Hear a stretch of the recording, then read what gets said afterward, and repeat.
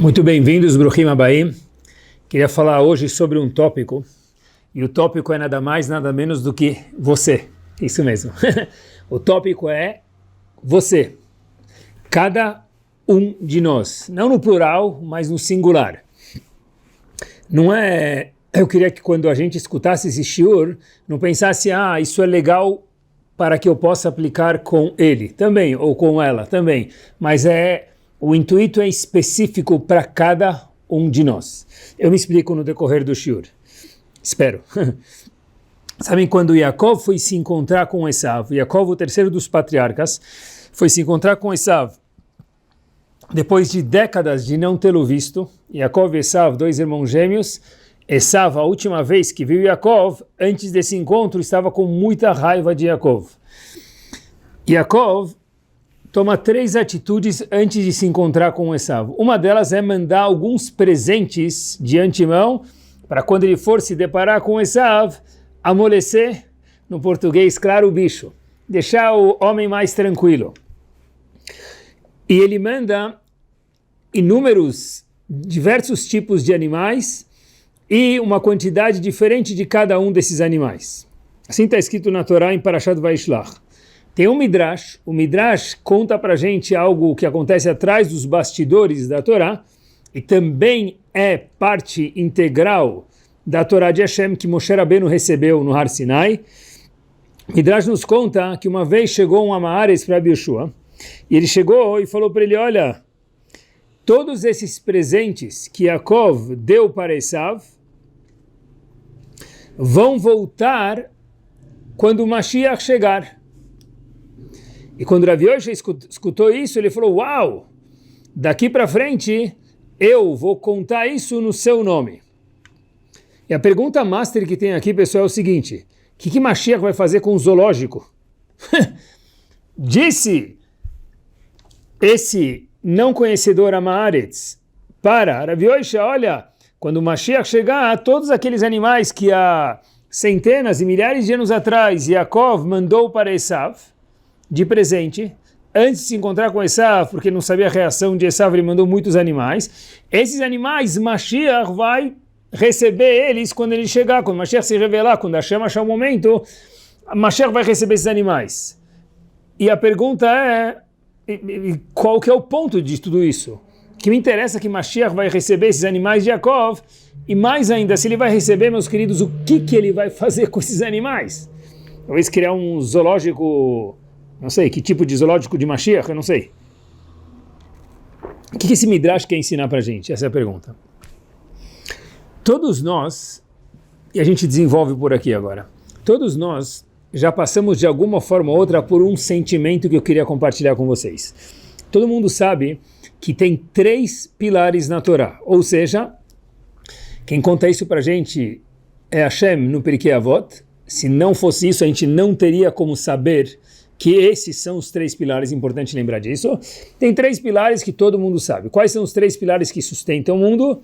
Torá, Avodah e Gemilut Hassadim. De uma forma muito sucinta, o estudo da Torá. 2, Chesed, bondade. E por último, Avodah, que eram os sacrifícios na época do Bet HaMikdash, do templo, e hoje em dia são as tefilot, as rezas. Queria me ater a um ponto, um dos 3 pilares, que é a tefilá. E acompanhem comigo. Tanto a gente já escutou sobre tefilá, que é muito importante e sempre tem que renovar, mas certeza de tudo que a gente escutou e lembrou que tefilá, rezar para Hashem é um dos pilares que sustenta o mundo. E lembram, quando tem 3 pilares, se tirar um, cai. Então, para quem é corajoso, a pergunta fala alto, e para quem não é corajoso, finge que a pergunta não existe. Mas a pergunta que existe num dos 3 pilares que é a tefilá é a seguinte: eu já rezei tantas vezes por ele, por ela, por mim, por nós, e tanto me falaram sobre o poder gigante da tefilá. E minha pergunta é, mas a minha tefilá, a tefilá dele, dela, nossa, não foi atendida. Por isso que eu falei que o shiur de hoje é para você, não é para a gente pensar sobre o outro. Pode também, mas é para cada um de nós.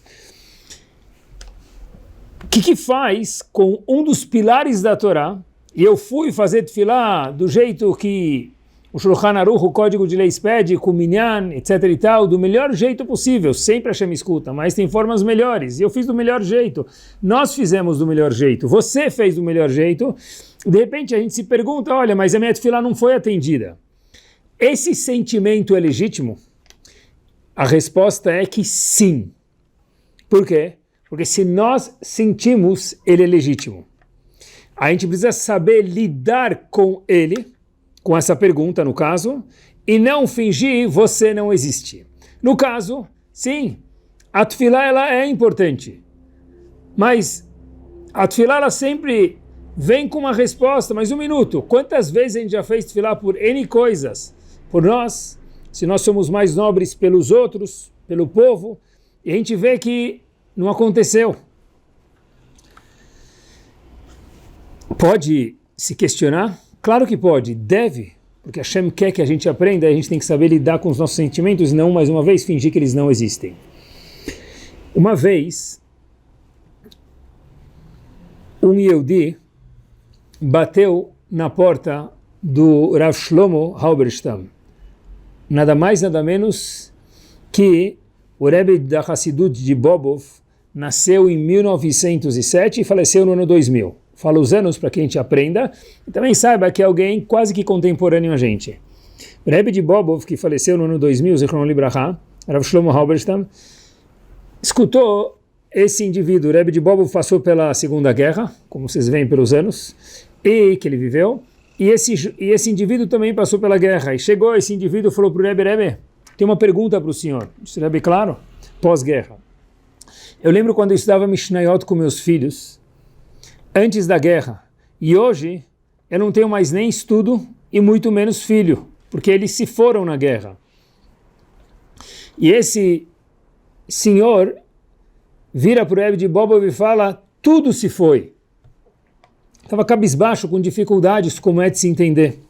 O Rebbe de Bobov vira para ele e diz o seguinte, olha, ele também havia passado por lá, então ele podia ter empatia com aquela pessoa, e falou o seguinte, quando Moshe Rabbeinu quebrou as tábuas da lei, está escrito que Moshe Rabbeinu quebrou as tábuas da lei le'einechem, na frente dos olhos do povo.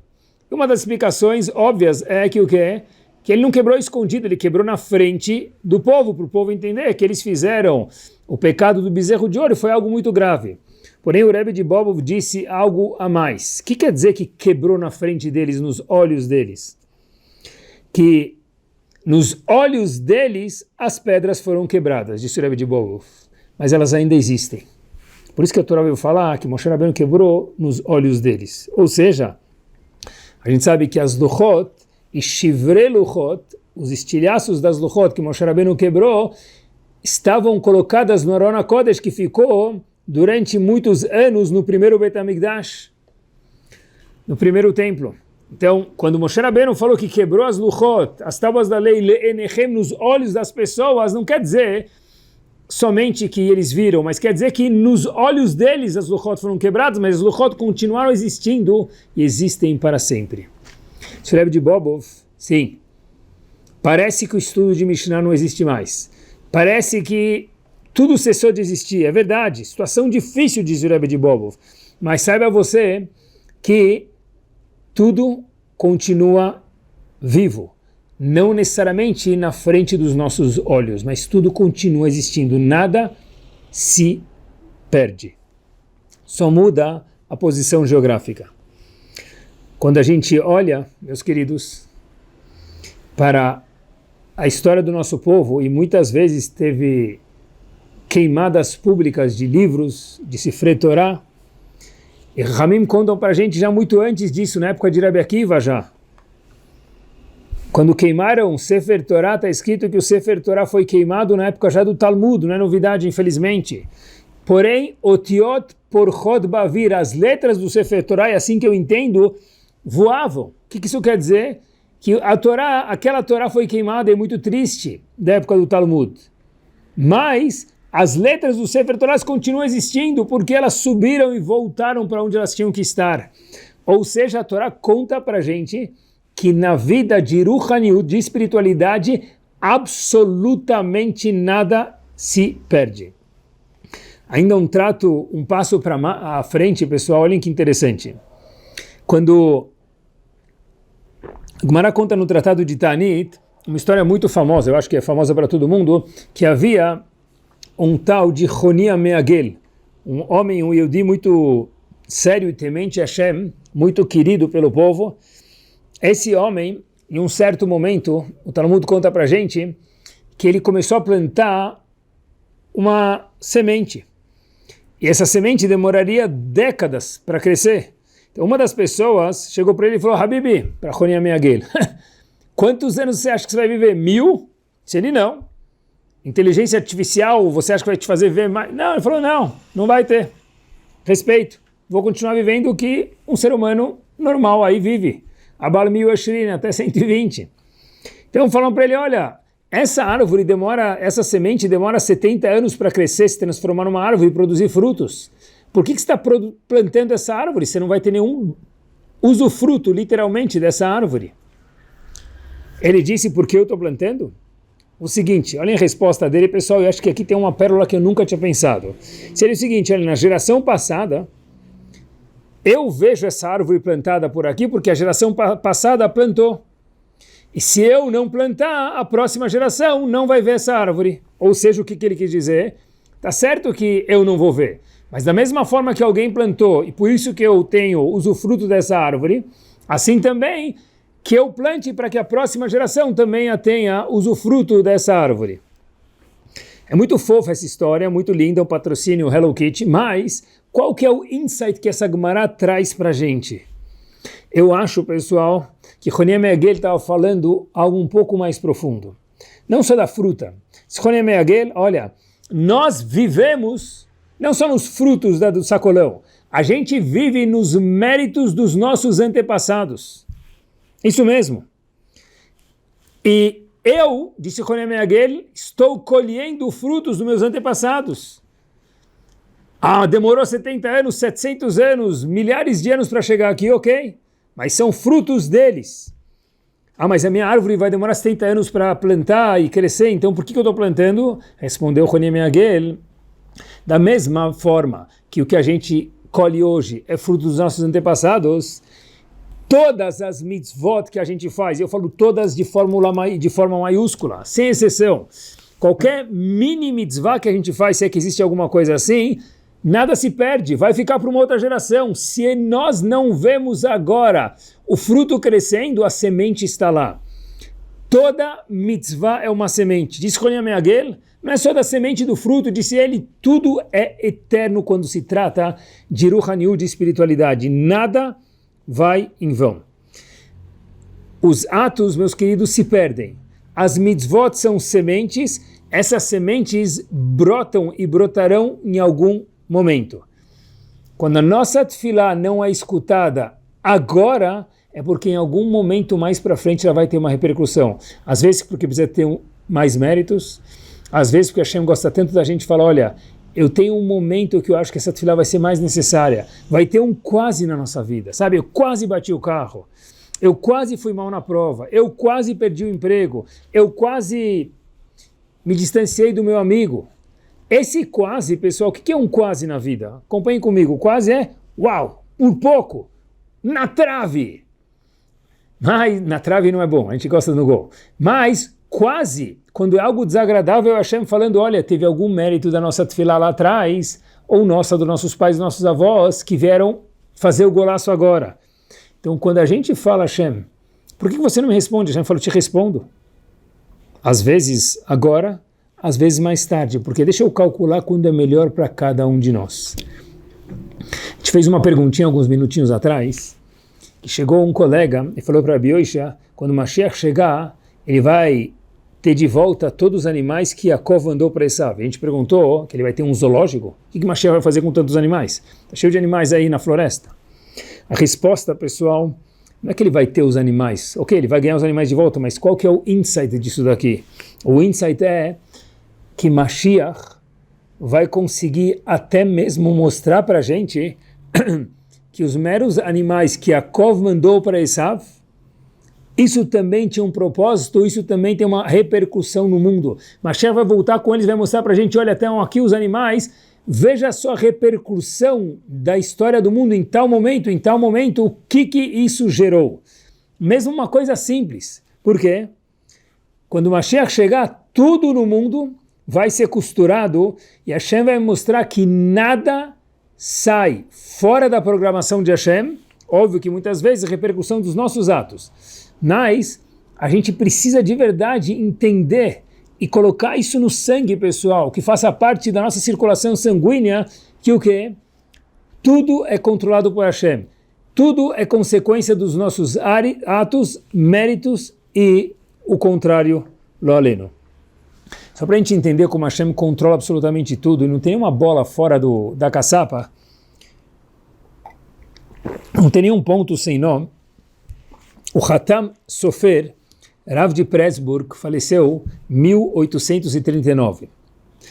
Hatam Sofer, Rav de Pressburg, antigamente eles contam que naquela geração as pessoas iam para o Rav pedir um shidur, um noivo ou uma noiva para o filho ou para a filha.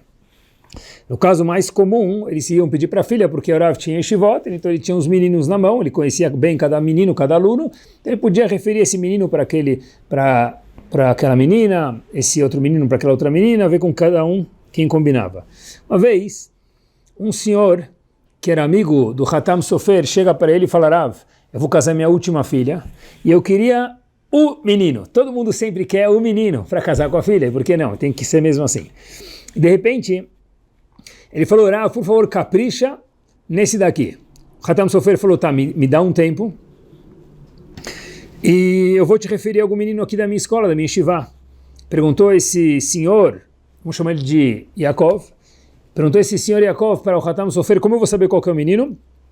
Hatam Sofer fala: não se preocupa, você vai ver quem é o menino. Então, chegando a época das férias, os meninos vão embora da yeshiva. Hatam Sofer vê um menino muito bom que combina com a filha daquele senhor Yaakov, e fala para ele: olha, Habibi, leva essa carta para fulano naquela cidadezinha no caminho da sua casa.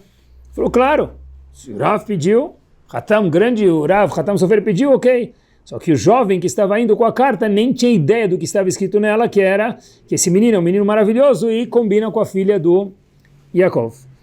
Ele senta no trem, de repente ele se depara com um amigo dele, começa a conversar, eles vão conversando durante aquelas horas e horas e horas de trem da yeshiva para casa, e algo muito curioso acontece.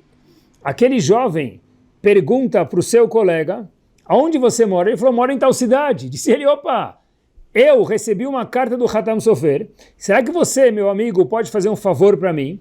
Entregar essa carta na casa de fulano, está aqui o endereço e o nome da pessoa. Se ele: claro, eu moro lá do lado.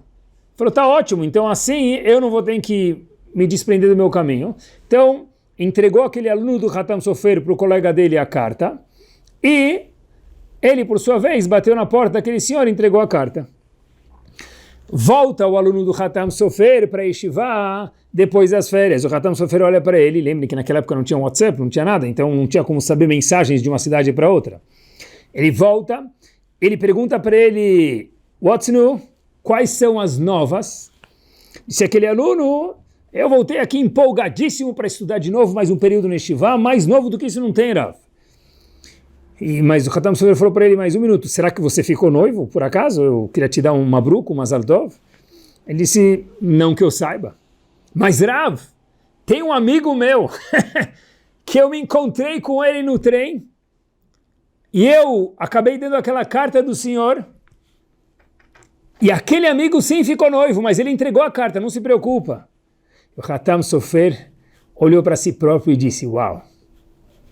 Não que Hatam Sofer precisasse de provas, mas como tudo é visto nos mínimos detalhes. O Hatam Sofer achava que aquele menino era feito para aquela menina. No caso, o amigo dele que foi entregar a carta acabou ficando noivo com ela, porque ele entregou a carta e estava escrito: olha, estou te mandando um menino maravilhoso, com a recomendação do Hatam Sofer. O pai da menina recebeu a carta, viu, o entregador da carta falou: é esse. Levou, saiu, bateu, gol, e os dois casaram. A gente vê, meus queridos, que o mundo que a gente vê e o mundo que Hashem programou são mundos diferentes. Vaishbor le'enechem, quebrou as luchot, aonde? Nos olhos das pessoas, mas elas ainda existem, porque Hashem coordena o mundo E cada esforço que a gente faz nunca se perde. É igual uma semente, igual o Roni Ameagel ensinou para a gente. 70 anos! Para que eu estou plantando? Eu estou plantando, disse Roni Ameagel, porque igual que eu vi do mérito de pessoas passadas e presentes, assim também vou viver eu do meu mérito e deixar o meu mérito para as pessoas da próxima geração. Eu acho que isso, meus queridos, um passo adiante, é o que a Gemara conta o que a Torá conta para a gente, melhor dizendo, sobre Cain e Hevel. Estou pensando, quando preparei o shiur aqui, que Cain acaba cometendo o primeiro assassinato da Torá, ele mata Hevel, seu irmão, e de repente Hashem vira para ele e fala o seguinte: Vayomer, me asita. O que você fez, Cain? Kol de me achicha tzoakim elai min adama. Os gritos do seu irmão falecido são oriundos da terra, e Hashem falando, eu estou os escutando. Ou seja, ele matou o irmão, enterrou lá, e ele falou, Hashem falou, a terra dele, a terra onde seu irmão foi enterrado, está gritando para mim. Rashi diz, Dmei achicha. Por que o passuco fala os sangues? É uma pessoa que faleceu, Cain matou Hevel. Por que Dmei achicha? Os sangues estão vindo reclamar para mim, disse Hashem, do falecido que foi assassinado. Diz Rashi, Damo vedam zerotav. Não só o sangue dele, mas o sangue das próximas gerações. Eu acho que o que Rashi está vindo ensinar para a gente é que toda ação boa, ou aqui no caso ruim, mas o que interessa para a gente sempre são as boas, aqui no caso é o ruim, que também é verdadeiro, mas voltando, o que interessa para a gente são as boas. Toda ação que a gente faz tem uma repercussão agora e ela continua fazendo um eco para todas as futuras gerações. Porque quando Cain matou Hevel, ele não matou só Hevel. Ele matou todas as futuras gerações que sairiam de Hevel. Quando a gente faz uma mitzvah, a gente faz um impacto, um eco, que dura para milhares de anos. Quando a gente faz uma verá, também, infelizmente, tem uma repercussão. Porque poucos são finitos. A maioria de nós, pessoal, através das nossas mitzvot, nós nos tornamos infinitos. Por que eu falei que poucos são finitos? Eu tenho um ou outro caso que é finito, vou contar para vocês. A gente sabe que tem na Torá, meus queridos, um ato que todo mundo conhece, uma passagem, e quando Moshe Rabbeinu vê um egípcio batendo num Yehudi, ele está escrito na Torá, Vaifen kovako, ele olhou para um lado e para o outro e matou esse egípcio que sem razão nenhuma estava batendo no Yehudi. Rashi diz, o que quer dizer que Vaifen kovako, que Moshe Rabbeinu olhou para cá e para lá?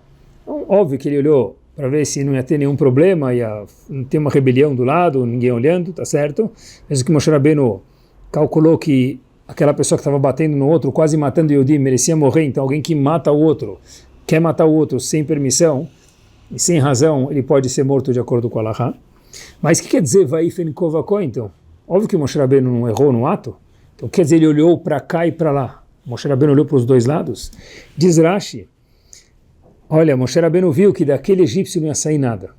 Então Moshe Rabbeinu falou que não ia ter nenhuma semente boa que vai sair daquele homem, então ele matou ele. O que quer dizer isso, pessoal? Aquele homem era um homem infinito, assim eu entendo. Todos os demais homens são infinitos, inclusive você e eu. Cada ato que nós fazemos se transforma num ato finito. Faz a gente se transformar, me permitam, de finito para infinito. Nós decidimos o nosso destino. E pessoal, tudo o que a gente faz, mesmo que a gente não vê agora, a repercussão ela existe para sempre. Fato é que Hashem falou, aquele homem que Moshe Rabbeinu matou, aquele era finito, porque não ia sair nada dele, assim viu Moshe Rabbeinu. Só ele que era um profeta podia ver isso. Mas o resto, todo mundo é infinito. E lembrem, pessoal, que quando Moshe Rabbeinu foi matar aquele egípcio que estava batendo nos Yehudim, era como matar um nazista. Mesmo nele, Moshe Rabbeinu teve que olhar para ver se não vai sair nada de bom. Imagine quanto é a força da repercussão dos nossos atos. Estava outro dia estudando o Tratado de Megillah com um aluno durante muitos meses, e ele estava pronto para fazer um sium, fazer o término, fazer uma festa que ele terminou o tratado na casa dele. Ele falou, posso praticar com o senhor o que eu vou falar no Shiur? Falei, não pode, deve. Eu falei, vamos preparar 4, 5 minutos, não muito, sobre o Shiur.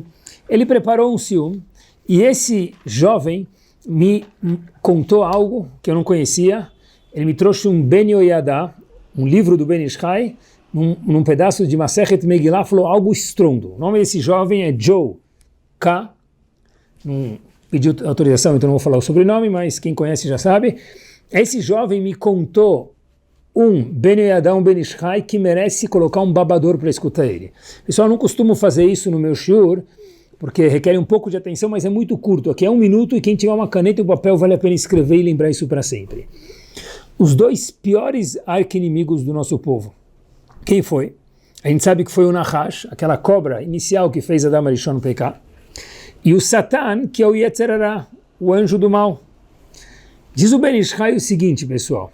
Se a gente pegar a palavra Nahash, Nun, Het e Shin, escrevê-la por extenso. Nun de Nahash, Het de Nahash e Shin de Nahash. Primeira, segunda, terceira letra consecutivamente. Se a gente escrever a letra Nun, por extenso, dá Nun, Vav e Nun. Letra Het, Yud e Tav. E por último, letra Shin, como se escreve Shin, por extenso, Yud e Nun. O meio, para quem escreveu isso, ou escutem de novo, escrevam, o meio da palavra Nahash, da letra Yud e Vav, quando a gente escreve ela por extenso, como mostrei para vocês. Yud e Vav, 10, 10 e 6 é 26, diz o Ben Ish Chai. Ben Ish Chai era um gigante, pessoal. Tinha nem chamada a época do Talmud, apesar dele ter falecido em 1900. Diz o Ben Ish Chai para a gente, meus queridos, que mesmo dentro do Nahash tem Hashem. O Nahash, que é o arqui-inimigo do nosso povo, aquela cobra que veio fazer o Adam Arishon pecar, o primeiro homem pecar, e mudou o curso do mundo. E o segundo é o Satan, é o Yetzer Hara, é o anjo do mal. Se a gente pegar e fizer a mesma coisa, diz o Ben Ish Chai, Satan, Shin, Tet e Nun, escrever a letra Shin por extenso, Shin, Yud e Nun, Tet, Yud e Taf, Nun, Vav e Nun, no meio dessas, exatamente o meio, o sanduíche dessas letras são escritas em 3 letras, o meio também dá Yud e Vav, dá 10, 10 e 6, que é 26. 26 é o nome de Hashem, letra Yud, letra Rei, letra Vav e letra Rei, que formam o mesmo valor numérico. Ou seja, dentro do Nahash, dentro do Satan, que são os 2 arqui-inimigos do nosso povo, do mundo, tem a Kadosh Baruch Hu. Todo mundo tem Jewishness, tem Ruhaniut, espiritualidade dentro dele. Tem Hashem dentro de cada um de nós. É só, tocar lá. É só lembrar, pessoal, que nada vai em vão. Quando a gente toca, acende.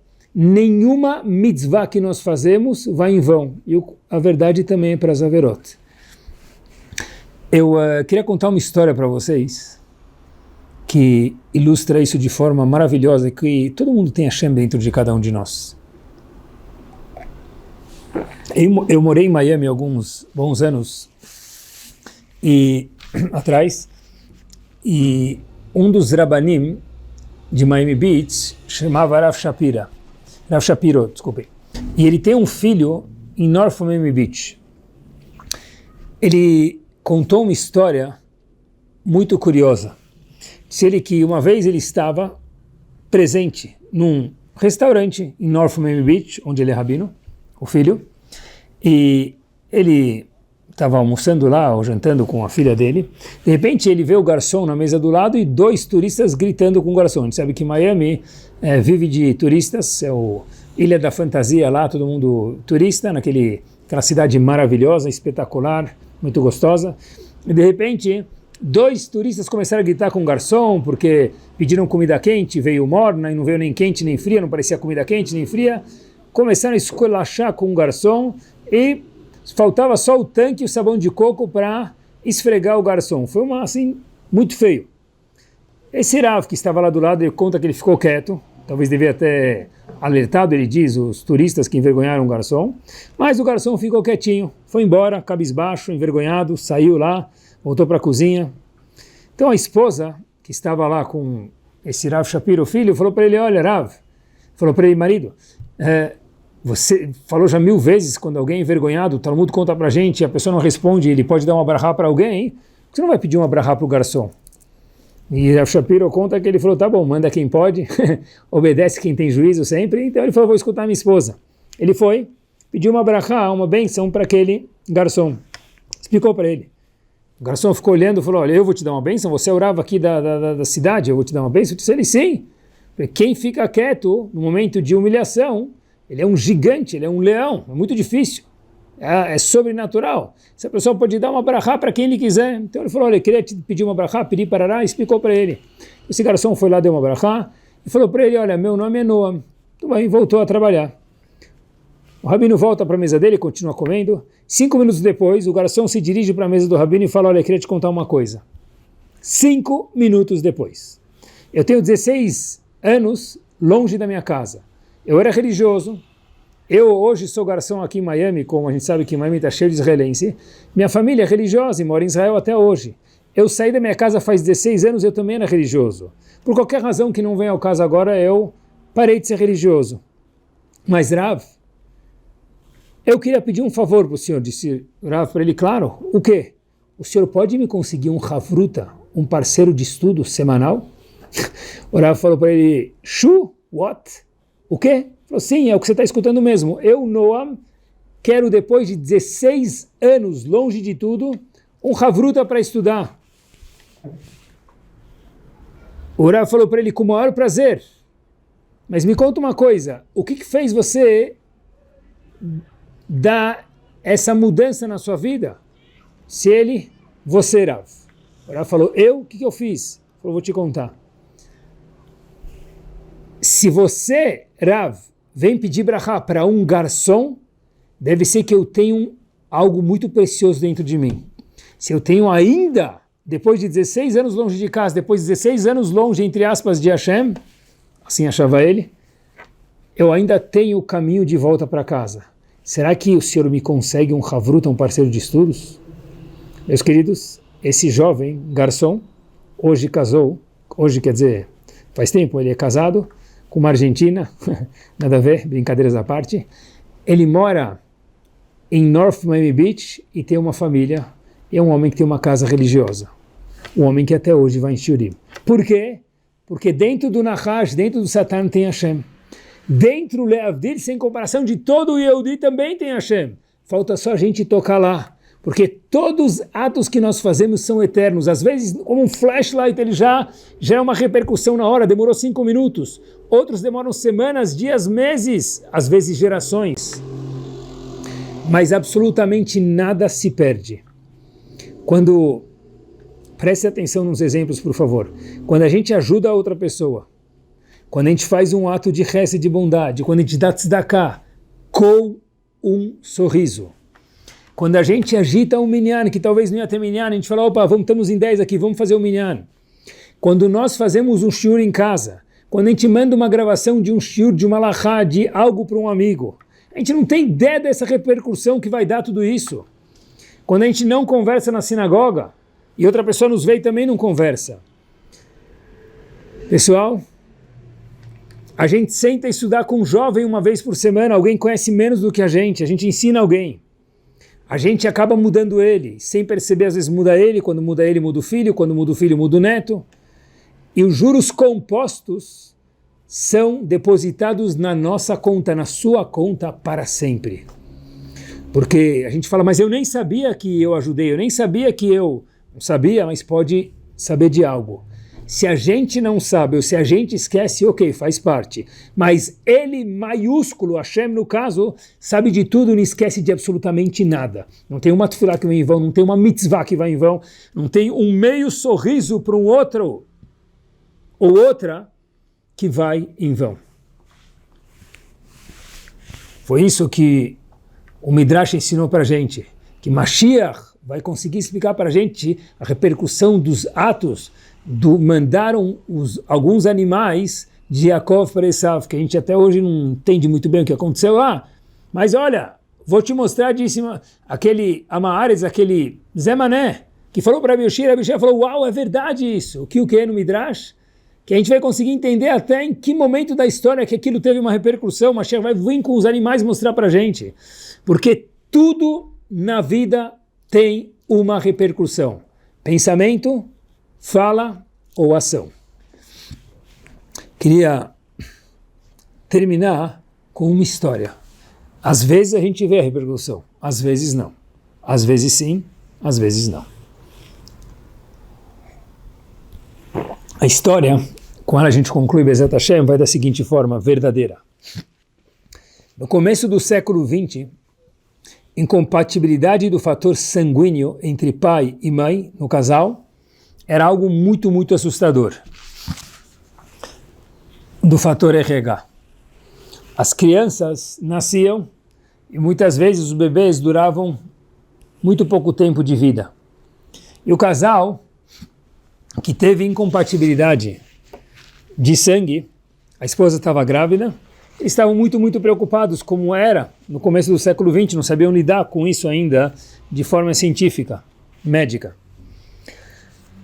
Esse casal colocou propaganda em Israel, onde morava, nos Estados Unidos, em revistas judaicas, religiosas, para ver se tem alguém que podia se disponibilizar para vir perto da época que a mulher ia dar luz, porque a gente nunca sabe quando a mulher vai dar luz, então tem aquelas dias ou semanas que são prováveis, está lá disponível alguém que tem um fator de RH sanguíneo compatível com o bebê que possa fazer uma doação para o bebê, fazer aquela transfusão de sangue.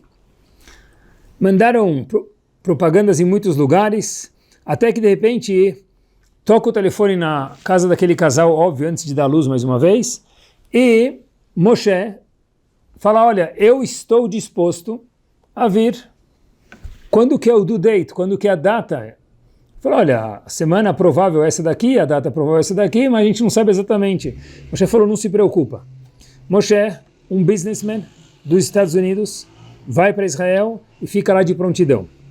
Mabruk, a mãe dá a luz, aquele balabaita, aquele senhor, aquele businessman nem conhecia a mãe nem o pai, mas era outro Yehudi, deu a luz, então ele estava pronto, recebeu a mensagem, foi correndo para o hospital, esticou a mão e fez aquela doação sanguínea para a transfusão para o bebê. E de repente a família falou, a gente precisa muito te agradecer, você salvou a vida do nosso bebê. Moshe, aquele businessman de Nova York, fala, olha, eu fiz o que é natural para um Yehudi, ajudar o próximo. Não precisa me agradecer. Nós somos Yehudim, um Yehudi ajuda o outro. Se eu posso ajudar um Yehudi, why not? Por que não? E cada ano, voltou para os Estados Unidos, a família continua em Israel, cada ano aquela família mandava uma foto. Olha que inteligência, pessoal, olha que gratidão. Não é muito obrigado, não é mandar uma flor, é muito mais. Cada ano, um aniversário, eles mandavam uma foto daquela criança crescendo para aquele businessman que fez a transfusão de sangue, Moshe, nos Estados Unidos. De repente, crescendo, aniversário de 9, 10, 11, 12 anos, todo ano mandava uma foto, falava, olha quem você salvou. E o businessman que recebia isso ficava muito feliz. Óbvio que chegou a data do Bar Mitzvah, pediram para ele, olha, está aqui o convite, a gente quer te mandar uma passagem. Esse homem era muito rico, não precisava de passagem nenhuma, ele falou, eu venho para o Bar Mitzvah, se desprendeu de Nova York mais uma vez para Israel, para o Bar Mitzvah daquele menino. Ficou feliz. Aquele menino cresce e vai para Yeshiva, chegou na hora na idade dele casar. E óbvio que estavam prontos para convidar mais uma vez aquele senhor Moshe. Começou a sair com uma menina, com outra, etc e tal. De repente, o Rav dele falou, olha, acho que eu tenho uma menina que vai combinar com você. Ela mora fora, mas a gente vai agitar esse encontro para você poder sair com ela. E de repente, os pais daquele menino ligam para Moshe e falam, olha, o meu filho agora, aquele que você salvou anos atrás, vai sair com uma menina e parece que essa é a menina da vida dele. Então fique de prontidão. Para qualquer coisa a gente faz questão que por favor você venha para o noivado ou para o casamento. Moshe, meus queridos, aquele senhor que anos atrás fez aquela transfusão sanguínea, vira para o casal e fala, eu sei que seu filho vai sair. E diz o casal, mas como você sabia? Quem te contou a novidade? Será que foi nosso filho? Moshe, aquele businessman que fez a transfusão sanguínea, disse não. porque a menina que estão apresentando para ele é minha filha. E dito e feito. Os dois saíram, se gostaram, depois de um tempo ficaram noivos e casaram. Moshe, aquele businessman, que foi fazer como um coração puro de um Yehudi, um chesed, salvar uma vida. Se eu posso ajudar o outro Yehudi, por que não? No fim, ele criou o futuro genro dele. História 100% verídica. Todas as mitzvot que nós fazemos são sementes. Às vezes as sementes demoram minutos, horas, dias e às vezes gerações para que a gente veja as frutas. Mas pessoal, dentro da Torá, cada um de nós tem Hashem dentro da gente. Cada tefilá que a gente faz fica para sempre grudada e faz como se fosse cócegas em Hashem. Cada mitzvah que a gente faz Hashem kaviachol gargalhar de alegria. Porque todo Yehudi tem um pedaço de Hashem dentro de nós. Cada mitzvah que a gente faz nos torna mais eternos e infinitos. Dia, semana maravilhosa para cada um de nós.